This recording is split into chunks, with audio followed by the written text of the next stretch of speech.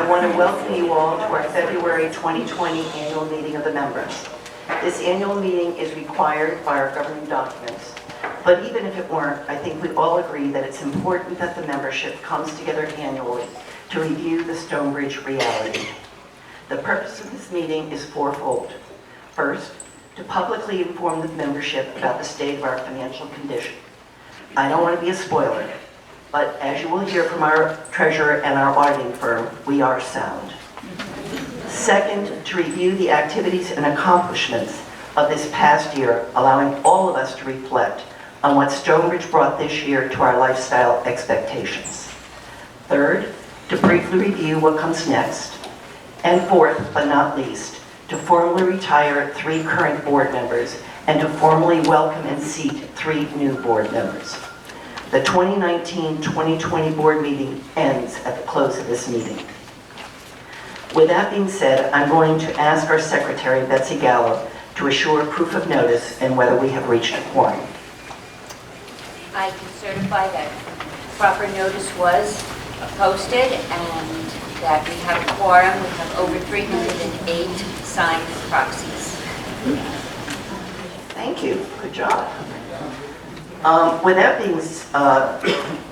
being said, we are now going to approve the minutes. I believe you all have them in your papers there from the February 27, 2019 annual meeting of the members. And I am going to ask for a motion to accept them. Second, anyone? All in favor? Aye. Opposed? So moved. They are approved. And at this point, I'm going to turn the floor over to Larry Gallo. Sorry about that. Larry Charles to present the treasurer's report.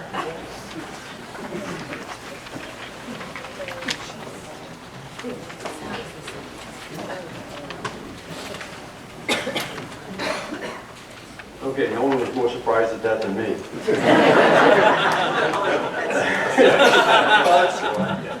Good afternoon. Today I will present the Treasurer's Report for the Stonebridge Country Club Community Association for the fiscal year ending September 30th, 2019. First, I'd like to turn the podium over to Ryan McAndrew, Manager of Club Audit Services at RSM, our external audit firm. RSM is a major player in the club audit business in the U.S. This brings with it many advantages, including their knowledge of the club business at large and their ability to compare our financial operations with those of other clubs of a like nature. Ryan and his team recently completed their annual audit of the association's final financial statement for the fiscal year ending September 30th, 2019. Ryan?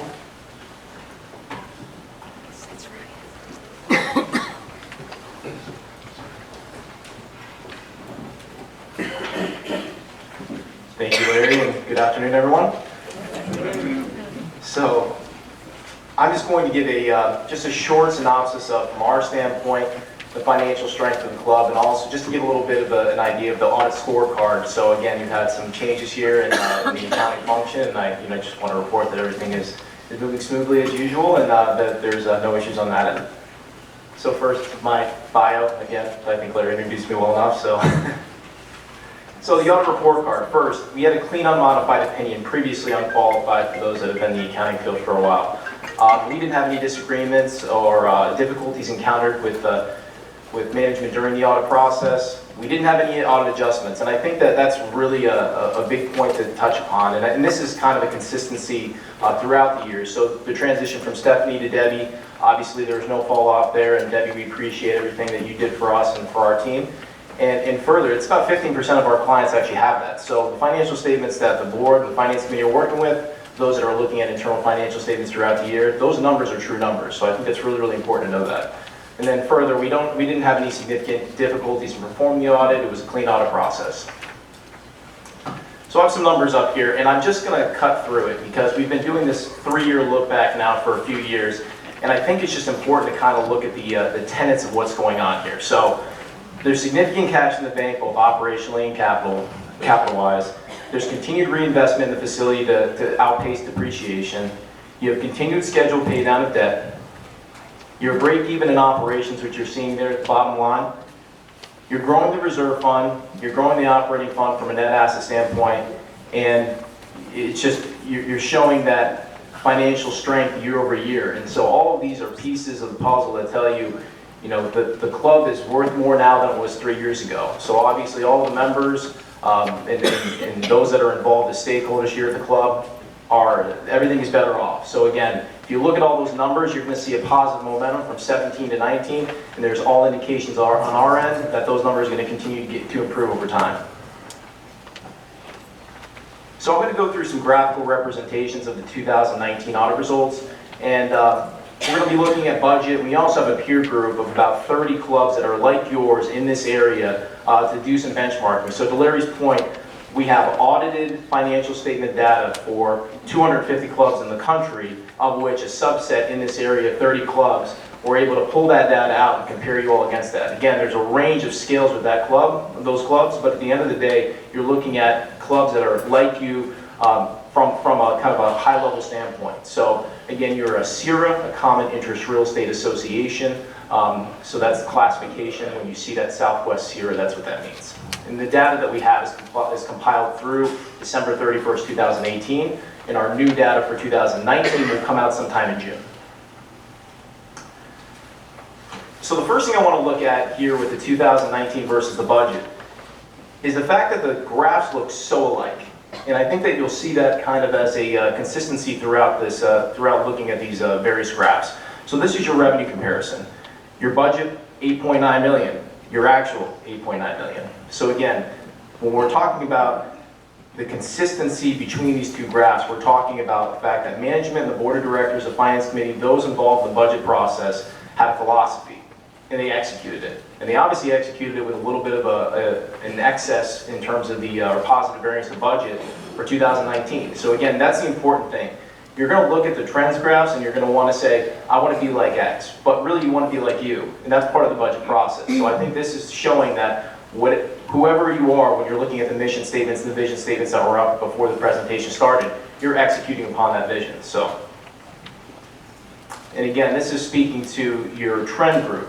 So you can see that there is a scale difference there. The graphs generally look the same, but at the end of the day, your revenues are much higher, even though the grouping, the 30 clubs that are included in the trends grouping, actually have a lower membership level than Stonebridge. So it just means that there are clubs that are in there that maybe don't have a food and beverage function, or maybe don't have a full golf course function. And because of those differences, you're going to see that the revenue is going to be higher on Stonebridge, given the fact that you have a fully working club and a full rich amenity club. But at the end of the day, when you look at the revenue per unit, 11,240 means that you're just operating at a higher revenue scale than those peers. It's all good things. From an expense side, you're seeing the same exact things I was referencing previously, is that your 2019 graph looks a lot like your budget graph from an expense standpoint. And the numbers look almost identical as well. Again, you have a philosophy that you're executing on, and it's obviously working, so kudos. Finally, looking at the graphs for the expenses with your peer group, this is again from a full expense standpoint. The numbers are looking about the same as well. Again, you're going to be showing the scale. When you have greater covers, when you have greater golf rounds, it's going to push both your revenues and expenses, and that's shown right here. So there's a, there's obviously that consistency year over year, and also versus your peer group. So these graphs are speaking to specifically food and beverage. So when you're looking at your subsidy, obviously that's how much your operating revenues are supporting your food and beverage functions. So you're showing a subsidy of about $576,000. You budgeted about $621,000. So again, for every $1.33, that's what that 133% means. For every $1.33, you're bringing in $1 worth of revenue. Obviously, you're running at a loss. We have to all be reminded that the food and beverage function is an amenity of the club. It is not built to make money. So I think that's really important to understand and know and realize. But from a budgetary standpoint, you budgeted that you're going to lose about $1.30, that you're going to be spending about $1.36 for every dollar you're bringing in. So obviously, there's a positive variance there of about $45,000.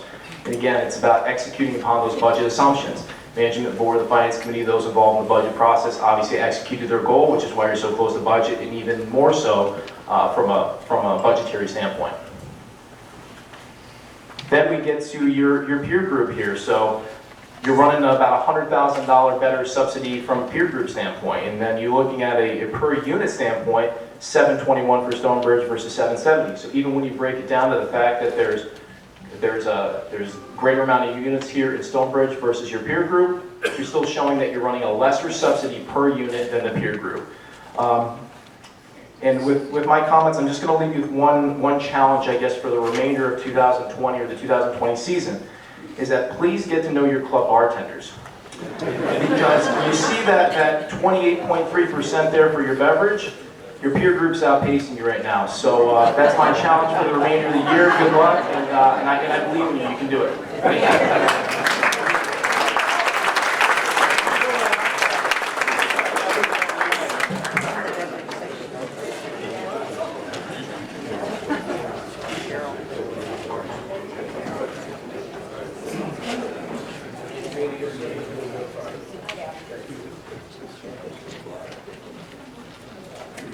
Okay, thank you, Ryan. This clean audit of the association books and records represents another in a long string of clean audits going back at least 5 years. We should be very proud of these results and recognize Tim and his team for their hard work managing both the fund and the fiscal aspects of our association. I should also point out, as Ryan did, that our controller, Stephanie Olaf, left in July for bigger responsibilities at a larger club. We were fortunate to be able to hire Debbie Forinka from Mediterra as our controller. The great results for 2019 financial audit are directly attributable to the great work by both Stephanie and Debbie and the clean handoff they executed 3/4 of the way through the fiscal year. And Debbie, great work.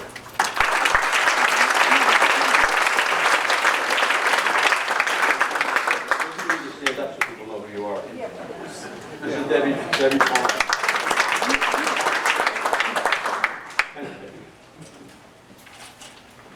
Brian's presentation gave a rather full picture of the current state of our Stonebridge financials, but there are a couple additional points I would like to touch on as part of the Treasurer's report. Stonebridge uses fund accounting and has two primary funds. The first is the operating fund, and it's focused on our current fiscal year. This is where all our club dues, club renovation fees, master association assessments, and food and beverage service charges go, as well as all the revenue from operations. This is also the fund we use to pay our expenses, the purchase of goods and services, payroll, insurance, bank loans, so forth.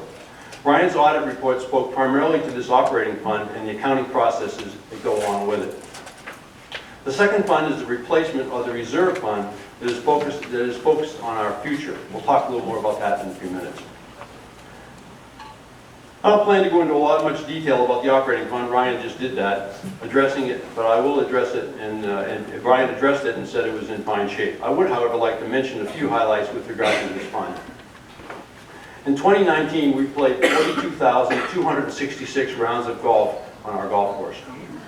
That was 576 rounds more than was budgeted for the year, but 653 rounds fewer than 2018.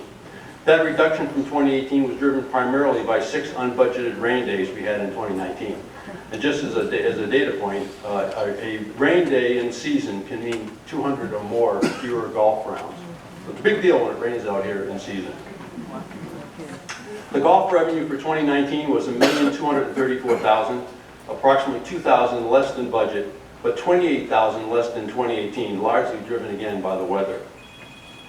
Our food and beverage operations served 72,694 covers or meals in 2019, 228 more than budgeted, but 3,200 fewer than in 2018.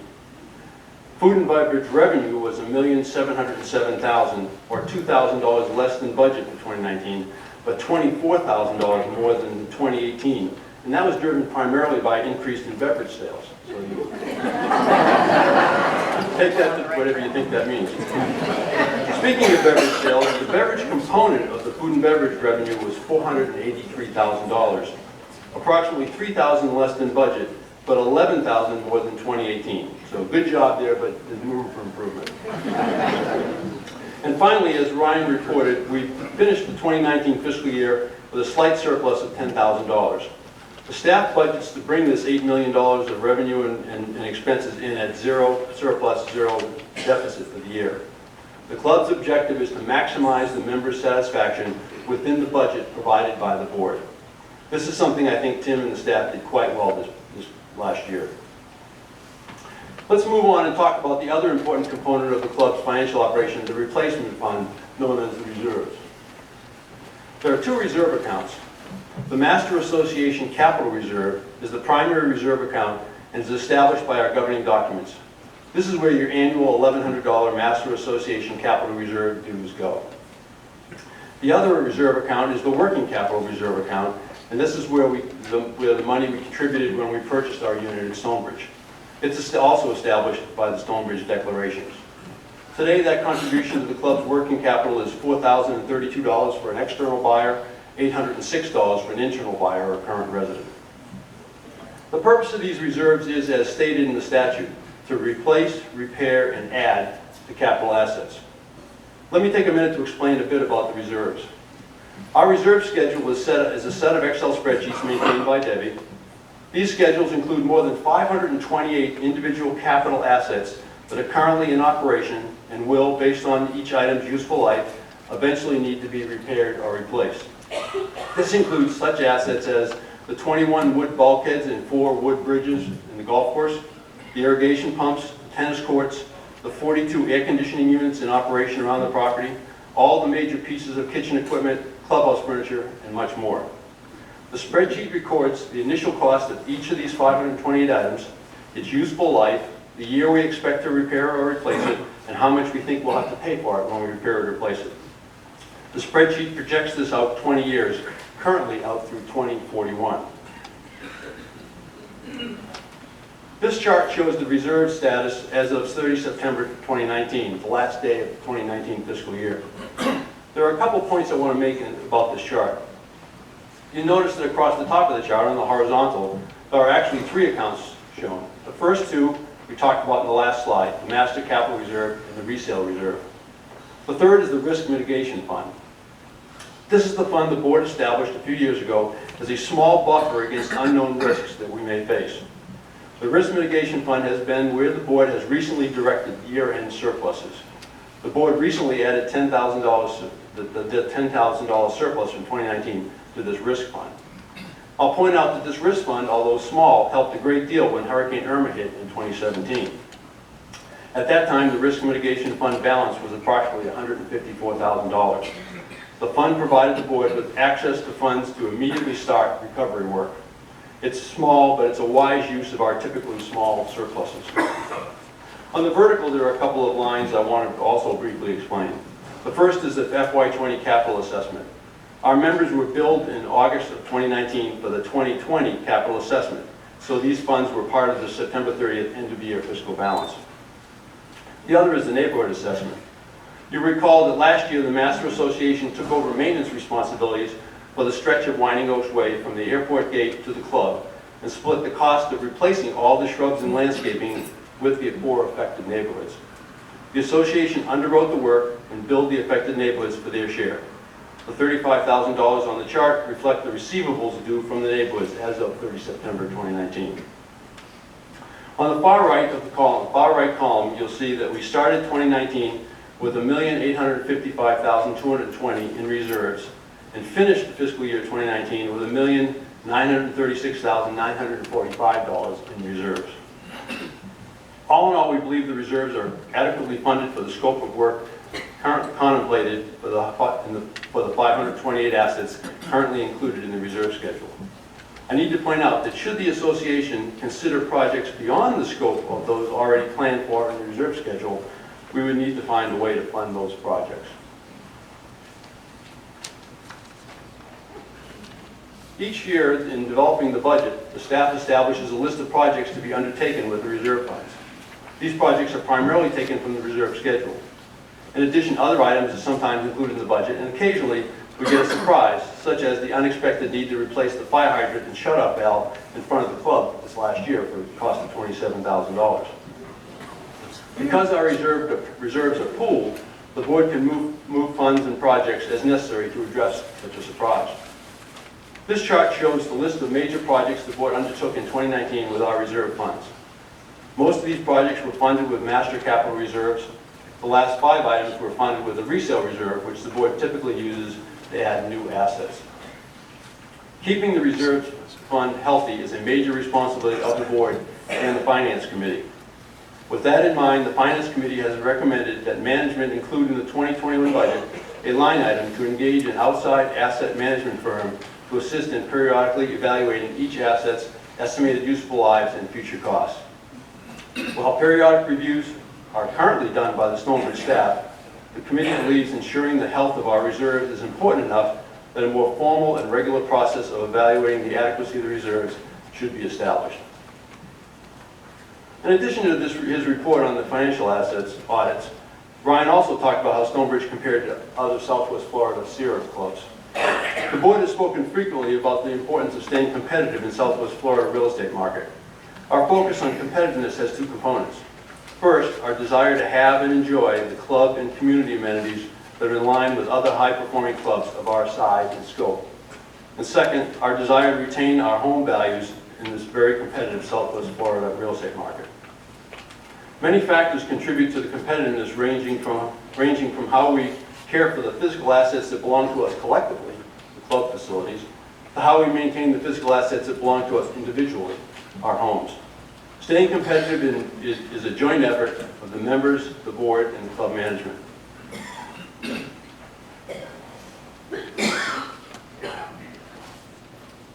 One of the most important elements of our community's competitiveness is the financial strength and stability.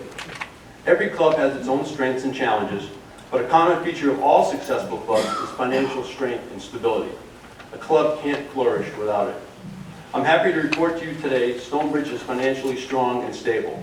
And as Ryan just reported, we have a well-run club with adequate financial strength and good business processes to allow us to enjoy our club today and into tomorrow. Until now, we've been discussing the very focused topic of Stonebridge's financials. I'd like to switch gears for a minute and look outside the Stonebridge gate. We talk frequently about the need to stay competitive in the Southwest Florida market. To give this objective some rigor, the board has adopted the concept of our peer communities. Last year, the board looked at 28-plus bundled golf communities in Collier and South Lee County. From that list, the list of clubs, we narrowed it to the 9 clubs most like Stonebridge listed on the chart alphabetically. These clubs are all bundled with 18 holes of golf and 799 units with 2 small exceptions. This is not to say that new buyers don't look beyond these 10 clubs when they're looking to buy, but we wanted to ground our competitive analysis to those clubs with similar physical assets and financial considerations.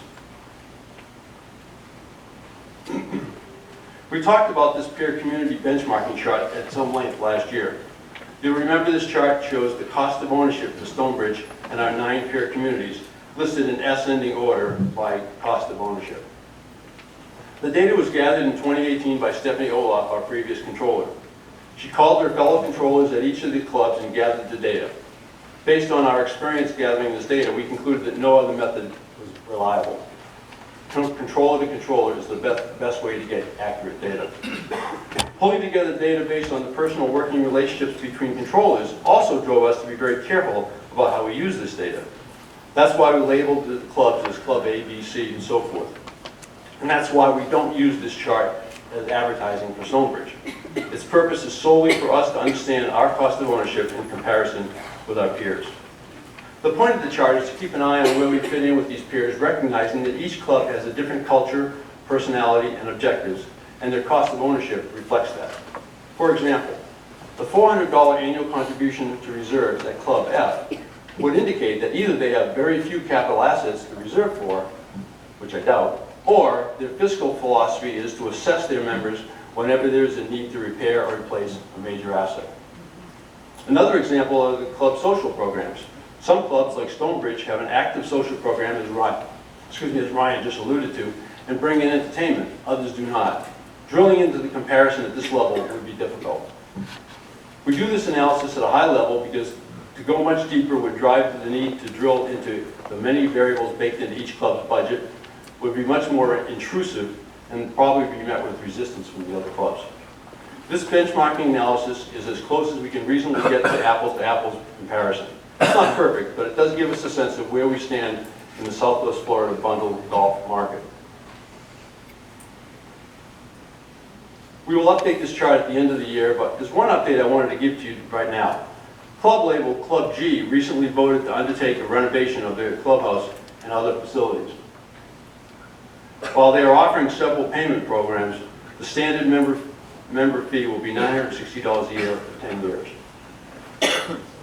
I'd like to conclude the Treasury report with 4 key takeaways. Stonebridge is financially strong and stable. The club is financially well managed. We have an eye on our future needs, our fiscal needs for the future, and we remain competitive in the Southwest Florida bundled golf market. Thank you very much. Any questions? Thank you.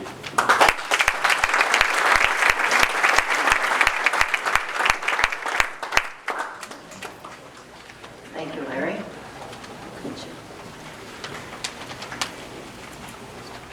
And now it's time for us to reflect on this past year. As has been true of every board year, much has taken place thanks to the collaborative efforts of dynamic committees, a strong, focused board, a highly dedicated management team, and an active membership. Each of these constituencies played an active role in moving Stonebridge through the past year. You will find a list of accomplishments and goals by committee on our website. But I want to end this year by talking not just about our accomplishments, but also about what we did this year as a board, as a community, and as individual members. So what did we do? Communications.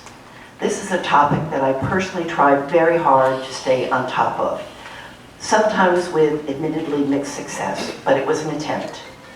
Our website was upgraded and updated and is still in the process of improving communication to the membership.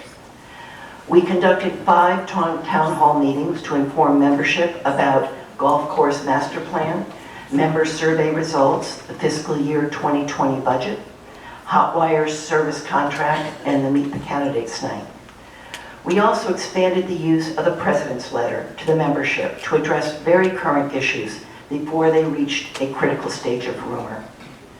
The Weekly Voice continued to keep the membership informed about weekly activities, and social media continued to play a role for the technology savvy through Facebook, Instagram, and LinkedIn. Governance. During the course of the past year, several governance issues were reviewed and amended. Nominating committee procedures were reviewed by the Legal and Governance Committee and updated after membership concerns were raised last year. Crisis and hurricane procedures were reviewed and revised, very much thanks to Hurricane Dorian, which threatened but ultimately left us alone to practice and revise our procedures without the danger of an actual hit. Golf rules and regulations were amended by the Golf Committee. ARC updated its guidelines to allow use of bronze cages throughout the community, and new security gate procedures were put in place. Common property. Realtors have told us that we need to stay up to date and refreshed. To that end, the parking lot expansion was completed and landscaping enhancements took place. Security cameras were installed at the entrance gates. New carpeting was installed in the clubhouse. New pool furniture was installed at the main pool. Essex Circle received a facelift with updated plantings and a bench, and new plantings were installed along Winding Oaks Way from the airport gate to the clubhouse. Golf. Golf is unquestionably Stonebridge's premier activity. Now this first is a number you just heard from our treasurer's report. During fiscal year 2019, 42,266 rounds of golf were played. 57% of those rounds were played in just 4 months, from January 2019 till April 2019. This year, 17,054 rounds were played from October to January. A golf course master plan was developed and presented to the community. The second hole was renovated, I hear to great reviews from golfers, and the course was brightened with new plantings. Then we come to tennis and fitness, also 2 stalwarts of Stonebridge activity. Stonebridge became a blue zone community this year, and I'm going to take a pause here because I told Ron Wilbekin he can give a little Blue Zone plug at this point.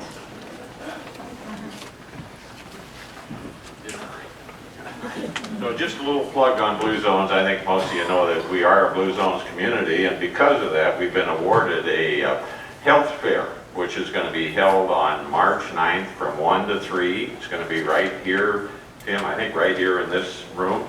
We've been told there's going to be 28 merchants or providers here that'll provide various health screening options, or, you know, like blood pressure tests, body mass index. It's free. Best thing is free, and there will be a prize drawing too for those that attend. So I'm encouraging everybody to attend. I'm kind of hoping that we could do this every year. So, but a lot of it will depend on what kind of success we have with this one. So thank you. Thank you.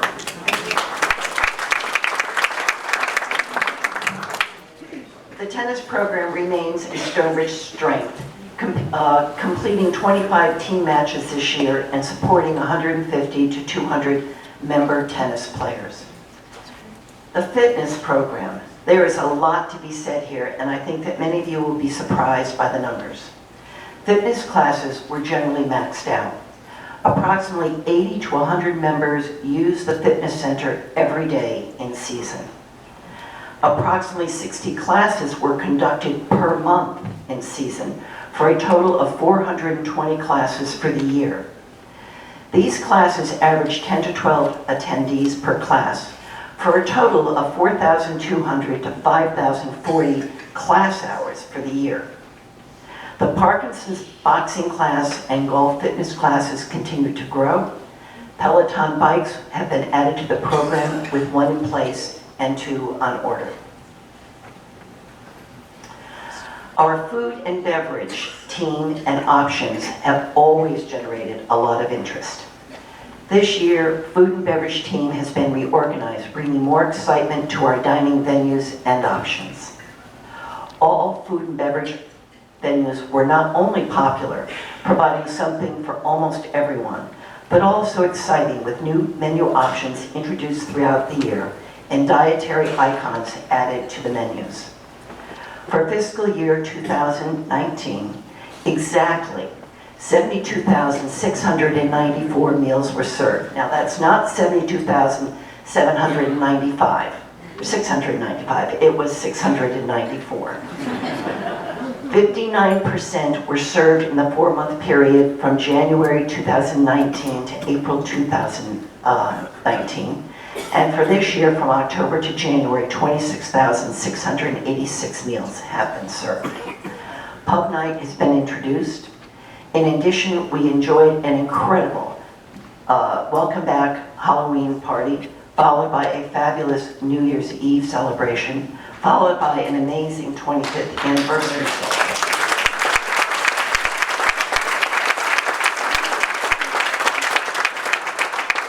Although they are not on the slide, I should also mention wine dinners, specialty buffets, and specialty events throughout the year. Thank you, food and beverage team.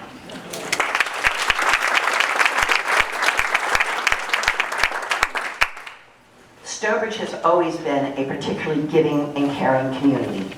This year, we decided to look a little more closely at these activities.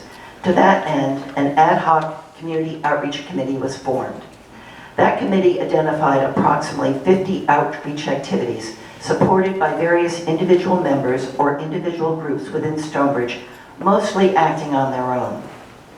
Naples Park Elementary posted recognition street signage this year, thanking the Stonebridge Book Club for its support of and contributions to their learning and reading programs.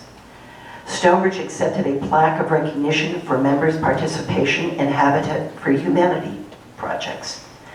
Stonebridge also accepted a plaque of recognition for member support as coaches and mentors of the Immokalee High School and Palmetto High School Incubator Program, which teaches and demonstrates entrepreneurial and business concepts to students in less advantaged communities. I'm going to put in another plug here. In regards to this program, I've been asked to mention that there will be a presentation in the Live Oak Room on March 26th from 3 to 5, seeking to encourage interest and participation in this program. I am sure that you'll receive reminders via the voice. Having watched high school students who often work in fields before or after school get up on a stage in front of a generally more affluent and educated strangers than they are used to, take a very deep breath and present themselves and their ideas is both impressive and humbling. Other Stonebridge activities. With all that, what else could we possibly do? The Stonebridge Book Club has 200 plus members, meets monthly within season, and supports various literacy programs through its ever-popular annual book sale and its always sold-out annual authors luncheon.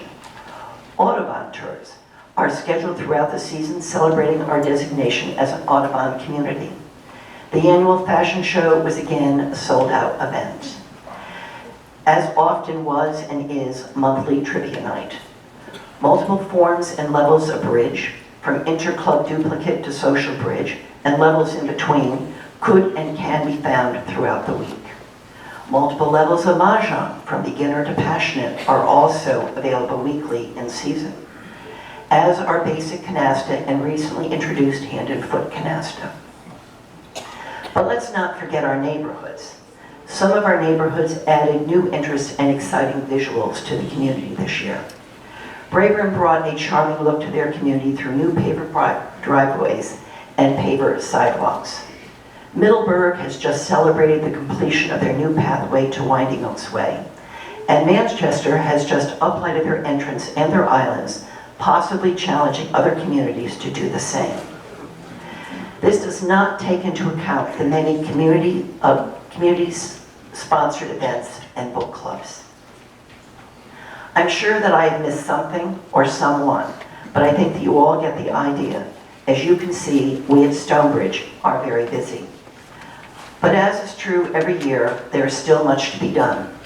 Toward that end, the update of the entrances has been postponed several times due to unexpected costs, but I believe we will soon see results in the next board year. I'm going to leave that to 6 people up here and 3 people down there to figure out. The golf master plan is still under discussion regarding timing and extent. The 2019 member survey was completed and evaluated by strategic planning to inform management and the board going forward regarding membership satisfaction levels. In addition, the MSQ, the Member Satisfaction Questionnaire, supplements that information. I want to emphasize that these instruments are primarily about satisfaction levels, not necessarily needs or wants, and as you will see soon, there is a distinction between the two. The new bulk service contract was signed with Hotwire. The initial phase of the Hotwire installation has already begun. As an FYI, everyone needs to schedule a personal Hotwire meeting. You can do that, I believe, online, or come to the office. It can be figured out. The Hotwire installation is scheduled to be completed this fall, and Tim will be giving you more of an update in a few minutes.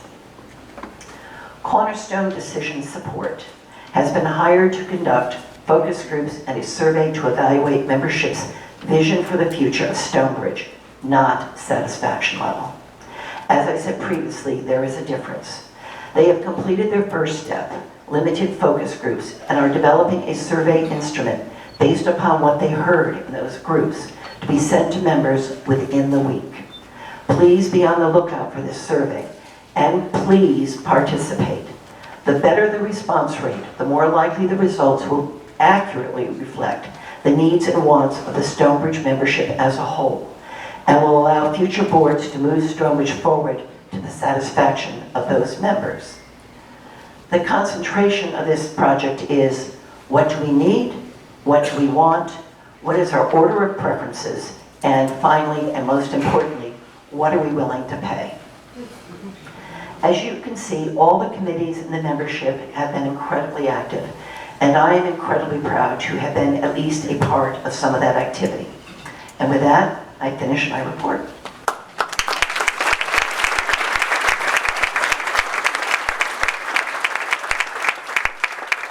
And now Tim is going to give you an update on Hotwire.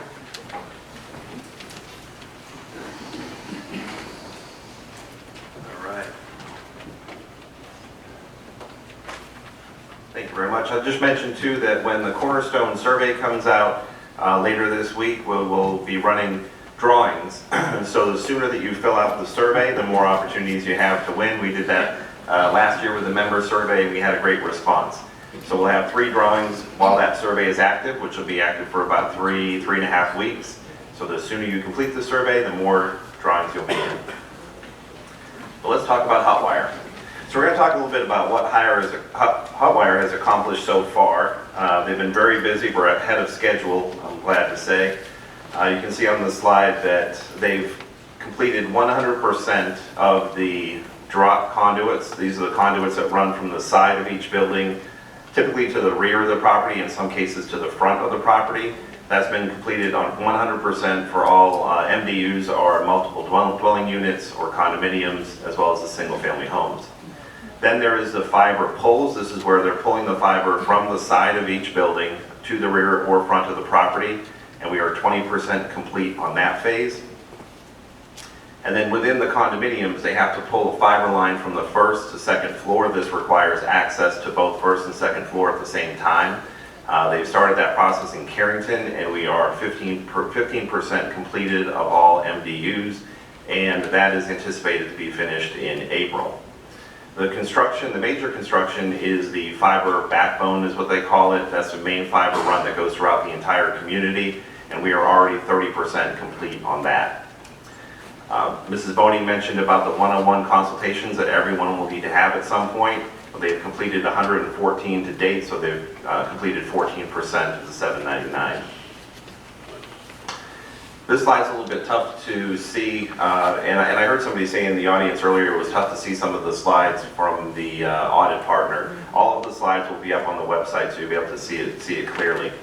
This project timeline breaks out the different phases from contract signature to completion with the completion of the Hotwire installation project. And as I said before, we're well ahead of schedule. The one-on-one consultations will continue to run through the summer into the fall. The conduit running from the first to second floor in the condos, that'll be completed in April. And then finally we get to the actual installation within each unit.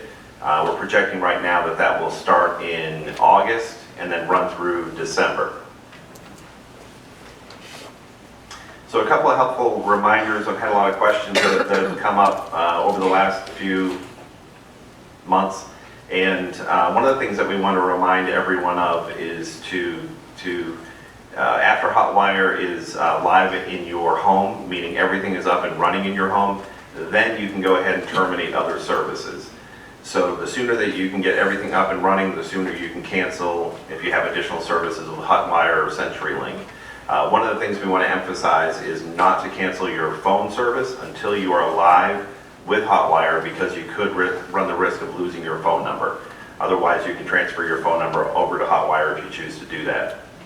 On the main page of the website, at the top of the home page, we're going to have that section focused on Hotwire for probably through the end of the year. And right now you can find at that section of the website how to return the equipment when that is appropriate in the fall. Whether that's returning equipment to Comcast or to CenturyLink, instructions are included on the website. We also want to remind everyone not to enter into any new contracts. Comcast often has promotions, double play, triple play deals. Don't sign up for any of those at this point, because that could enter you into a contract that may go beyond the end of the bulk services when we start to use Hotwire. And that could result in early termination fees, so we just want to remind everyone of that. Once the association and or Hotwire notifies you that we can start to schedule the in-home installations, Hotwire recommends booking that right away. Up to and around 3 weeks in advance, you can have that booked. So as soon as we say, okay, you can start to book your installation, and you know you're coming back, say, October 15th, call as early as you can so you can schedule as close to the date that you arrive as possible. We also want to note that it's important that when they come to do the installation, that you have any internet-enabled devices in your home available and ready. That way the installer, when they're in your home, they can actually connect all of your devices. So that's phones, iPads, laptops, thermostats, doorbells, refrigerators in some cases. After the installation, then schedule your one-on-one education appointment. So after you're installed in the fall, then you can call and schedule your one-on-one. They'll come to your home and basically walk you through all the services that Hotwire can provide. We're open to member questions and comments at this point. If you have any comments or questions for Hotwire, a lot of those questions are typically personal, you know, how do I get the Hallmark channel, that type of thing. Brittany with Hotwire is here. Brittany is over at the bar. And so she'll be available right after the session if anyone has any Hotwire questions. But any general questions for myself or Mrs. Boning or the board? If there are any, we have a microphone up front.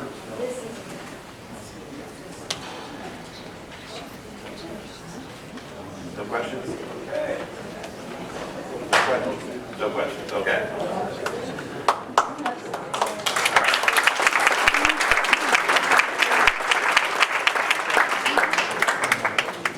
Okay, next I'm going to introduce Charlie Gangemi, and he is going to be making his introduction of the Outstanding Volunteer of the Year. Thank you, Carol. I do have the enviable task of presenting this year's Thomas L. Brooks Award for Outstanding Volunteer. There's a group of golfers that's now called the Heavy Hitters that was begun years ago at Stonebridge by resident Cliff Heidinger, with the idea that anyone could play and that all players of all ability levels could compete fairly. Now, as normal as that concept may sound to all of us, it's not so common in many other clubs where golf cliques really don't welcome everybody.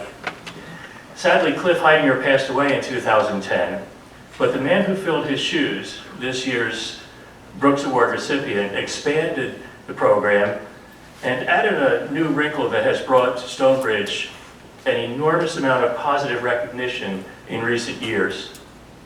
He thought that players would be quite willing to donate a portion of their weekly entrance fees to charities. And of course, this being Stonebridge, he was right. 30% of every heavy hitter's weekly playing fee has gone to some very worthy causes over the past 10 years. So let's talk briefly about where that money has gone. Well, more than $100,000 in food has been purchased for St. Matthew's House alone in their food pantry.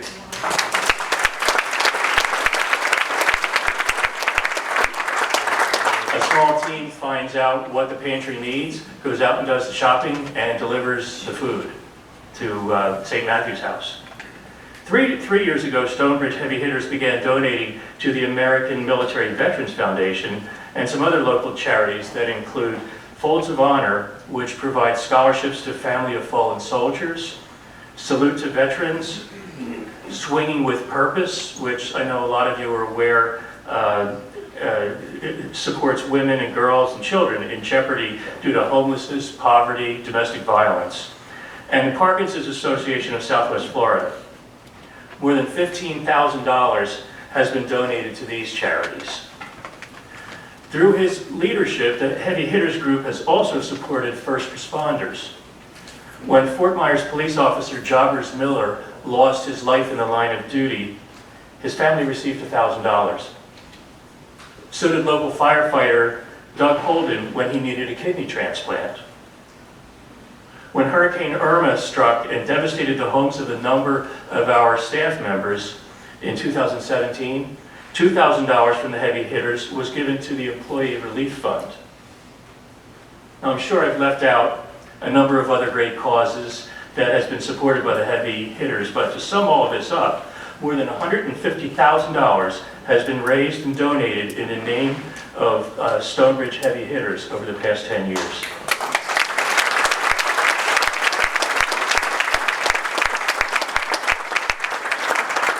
Now, I'm pretty sure if you ask this year's recipient of the Brooks Award, he'd probably say that not he, but all of the heavy hitters deserve the recognition. And he's absolutely right about that. But it's also true that every worthwhile, great, and successful initiative requires both the inspiration and the leadership that this outstanding member of our Stonebridge community has brought to bear over these past 10 years. The Thomas L. Brooks Award is given each year in recognition of a member's dedicated service, outstanding work, and support of the Stonebridge Country Club community. By this point, it won't come as much of a surprise to many of you that I have the distinct privilege and the honor to present the 2020 Thomas L. Brooks Award to former New York Fire Department Captain, Mr. Walter Morris.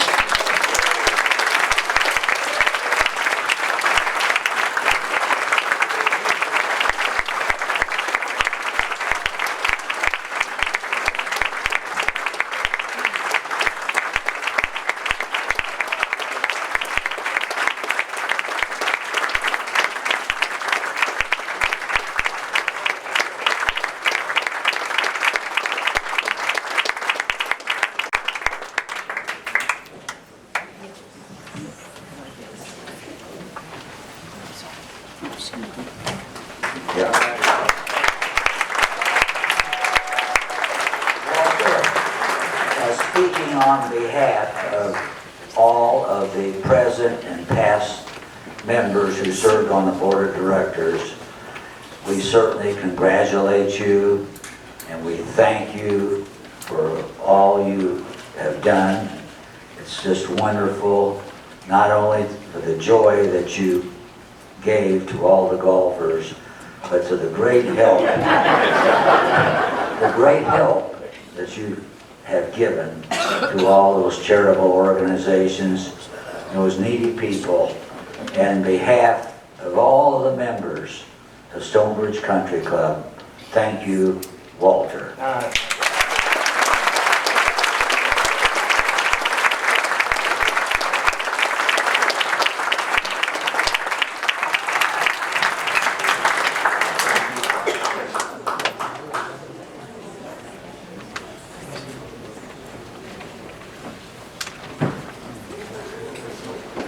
Okay. Am I off now? You're on. No, you're off. We're on. Next is, I'm going to ask Larry to come back up here. Larry is going to help three of us on our way to retirement.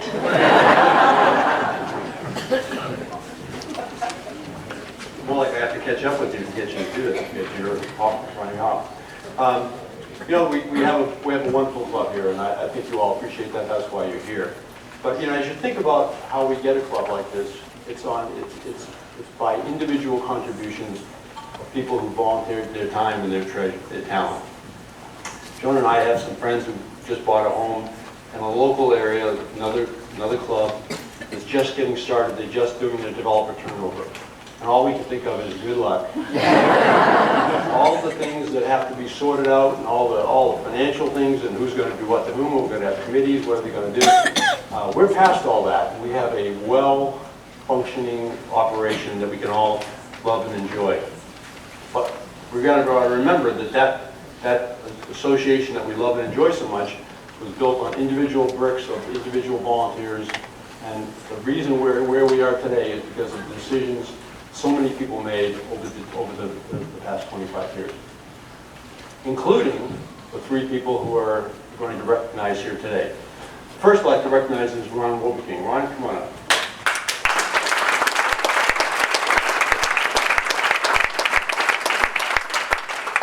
So, as you heard, Ron chaired the Tennis and Fitness Committee, and that was a great fit.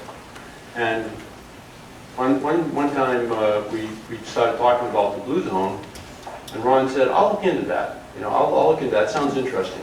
And those of you who've been around for a while know that that was somewhat controversial a few years ago, and there was some resistance to that, and we decided to just kind of defer that. But Ron decided that this was going to be a good project for Stonebridge, because there's a real interest in health and fitness and wellness here, as there is growing across the country.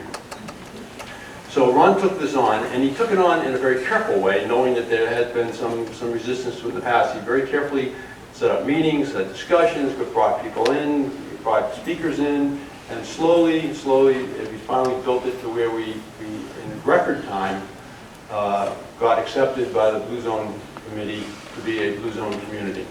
And in fact, Ron is so committed to Blue Zone, he's the only guy at this club who can do 18 holes of golf in 2 hours. He's really taking this to heart.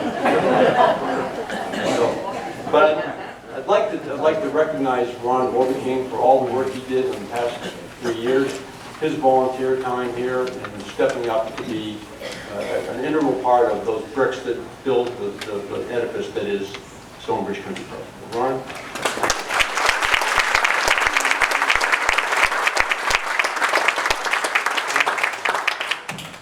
The second person we're going to, Tony has been texting me all along about how many minutes are left. Just a few, just hang on. Tony Tony impressed me from the first time I met him. And I met him, I was on a committee, and Tony came in and sat in on the committee. Well, it turns out Tony was considering running for the board, and he wanted to go to the committees and sit in on the committee and find out how they function and what he was going to get into. Who does that? You know, this is a thorough man. But he did decide and agree to run for the board. He ran for the board and was very successful 3 years on the board. He worked. One of the things he did, which Tony has a background in HR, and it is only an HR person could do. Tony massaged our grievance process and added to it a mediation process. The mediation step takes place before the grievance step, and that was wildly successful in that we don't have a lot of either of those, but every potential grievance was settled in the mediation process that was created by Tony. Tony also chaired the CSC, the Community Standards Committee, and in that he organized a group that put together the landscape guidelines that incorporates the Florida-friendly landscaping concepts. That was also a great success. And then, of course, the third thing he did was the master site plan, the master golf course plan. And that was a huge amount of work and will continue to be a huge amount of work. But Tony really shepherded that, kept moving it forward, and now we have at least an outline of a plan for our golf course for the future. So Tony, I want to thank you for all your time and all your effort.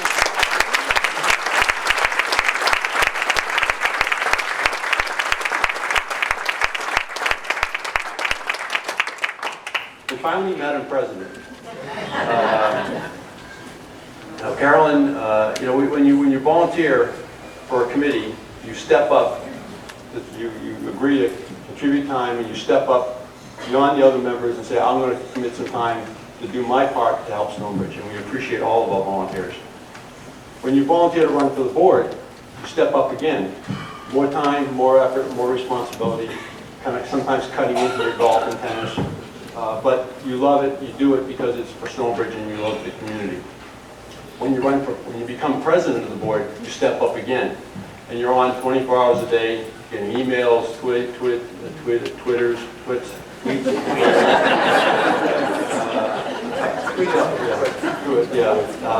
You're on 24 hours a day, and it's a real additional effort.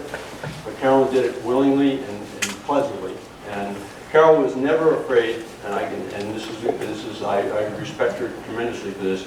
She was never afraid to give out the good news or the bad news. And if something had to be said, she said it. And everybody knew where she stood and what we were doing. And you can't appreciate that enough unless you see it happen. You say this is a leader who's willing to do what needs to be done to move Stonebridge forward. She served on Legal and Governance Committee. She served on the Strategic Planning Committee, and did a huge amount of work on all of those. You heard all the things that happened this past year she went through. But truly, Carolyn did a great job as president and really, I think, helped move the club forward tremendously. So Carolyn, for your final thing.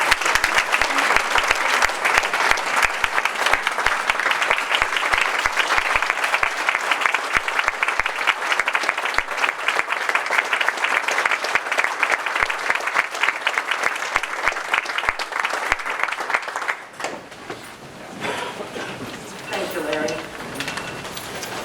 Okay. Now for one of the final things we're going to do today. These people don't really need a lot of introduction, I don't believe, but I am going to formally introduce them as your three new board directors for the 2020-2021 year. And I would like them to stand. Kathy Deedy, Sandy Fleming, and Dave Harper.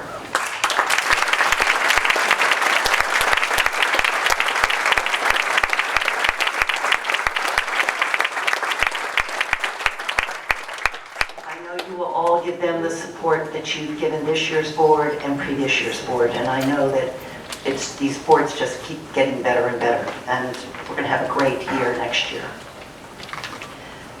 Before I close the meeting, I do have some closing comments. If you believe in horse whisperers, then maybe you will believe in president whisperers. I want to thank my immediate colleagues, Tony Maglione and Ron Wilbeking, for their quiet but invaluable counsel, both of you. I want to thank the other 6 board directors for their collective vision, enthusiasm, collegiality, and their commitment to making Stonebridge as good as it can be. The energy that they brought to their respective committee tasks was amazing. The entire management team was nothing but helpful and visionary. But in particular, I want to thank Katie and Mary, who always greeted me with a smile, helped me get to the right meeting room at the right time, and to communicate with the membership. That was all important. And as every board president in the past knows, Tim is unrelenting in his enthusiasm for Stonebridge, incredibly supportive, and a fountain of knowledge. He easily offers up facts and figures and quotes documents without making one feel that they should already know the answer. He is owed a very special thank you, and yes, thank you, Tim.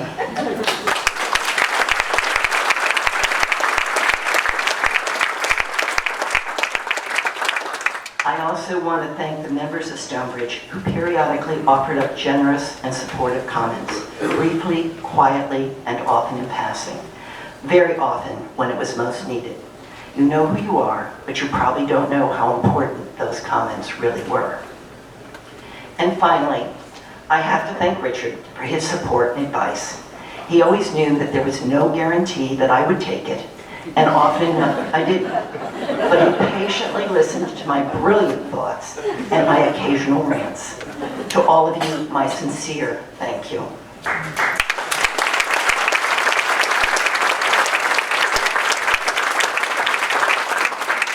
Now, with all that being said, and if there is no other business before this membership, I will entertain a motion to adjourn. I move to adjourn, so moved.